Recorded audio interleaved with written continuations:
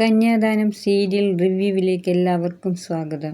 സുശീല ശേഖരനെ എങ്ങനെയും അവിടെ നിന്നും ഓടിച്ചുവിടാനായി പൊരുതുന്നു. അസുഖബാധിതനായ ശേഖരനെ കൊണ്ട് മരം വെട്ടിക്കാനായി കോടാലിയുമായി അടുത്തേക്ക് ചെല്ലുമ്പോൾ സുശീല മനസ്സിലാലോചിക്കുന്നു, ഇയാളെ ഇതുകൊണ്ട് വെട്ടിക്കൊല്ലാമെന്ന്. പിന്നീട് ജയിലിൽ പോകേണ്ടി വരുമെന്ന് കരുതി ഒന്നും ചെയ്യുന്നില്ല.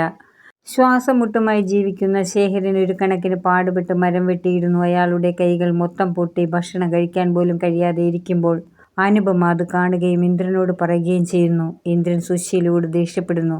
എല്ലാത്തിനും ശേഖരന് കൂട്ടുനിൽക്കുന്നത് അനുപമയാണെന്ന് സുശീലയ്ക്ക് അറിയാവുന്നതുകൊണ്ട് അനുപമയോടുള്ള ശത്രുത ഓരോ ദിവസം കൂടുന്തോറും സുശീലയ്ക്ക് കൂടി വരുന്നു. ശേഖരൻ ആദ്യം ലോട്ടറി കച്ചവടമായിരുന്നു. ലോട്ടറി എന്തെങ്കിലും അടിച്ചോ എന്ന് നോക്കാൻ വേണ്ടി പത്രമെടുക്കുമ്പോൾ അതും സുശീല ബലപ്രയോഗത്തിൽ വാങ്ങുന്നു. ശേഖരന്റെ കയ്യിലിരുന്ന ലോട്ടറിയും സുശീല വാങ്ങിക്കൊണ്ടുപോകുന്നു. എന്നാൽ സുശീലയേക്കാൾ ഭയങ്കരിയായ മകൾ സോന ലോട്ടറി ടിക്കറ്റ് സുശീലയുടെ കയ്യിൽ നിന്നും വാങ്ങുന്നു. ലോട്ടറി ടിക്കറ്റ് ശേഖരന്റെ കയ്യിൽ നിന്നും സുശീല വാങ്ങിയത് കത്തിച്ച് കളയാനാണ്. എന്നാൽ സോന സുശീലയുടെ കയ്യിൽ നിന്നും അത് വാങ്ങി പേപ്പറിൽ നോക്കുമ്പോൾ 1,00,000 രൂപ ശേഖരന് അടിച്ചതായി കാണുന്നു. ഉടനെ തന്നെ സുശീലയും സോനയും ആരെയും അറിയിക്കാതെ അത് കൊടുത്ത് പൈസയാക്കാൻ തീരുമാനിക്കുന്നു. സുശീലയുടെ വലങ്കൈയായ ഹർഷയുടെ കൂടെ പോയി സുശീല പൈസ വാങ്ങുന്നു. ഹർഷയിൽ നിന്നും രാധാമണിക്ക് കൊടുക്കാനായി വാങ്ങിയ 50,000 രൂപയും കൊടുത്ത് ബാക്കി പൈസ സോനയുടെ കുട്ടിക്ക് സ്വർണമാലയും വാങ്ങി സുശീല വരുന്നു. അതോടെ സോനയ്ക്ക് സന്തോഷമാകുന്നു. പിറ്റേ ദിവസം ലോട്ടറി കച്ചവടക്കാരൻ ശേഖരന്റെ കയ്യിൽ നിന്നും പൈസ വാങ്ങാനായി വരുമ്പോൾ എല്ലാവരും സുശീലയുടെ കള്ളത്തരമറിയുന്നു. ഇതൊക്കെ മാത്രമാണ് സുശീലയ്ക്കെതിരെ കഥാകൃത്ത് ചെയ്യുന്നുള്ളൂ.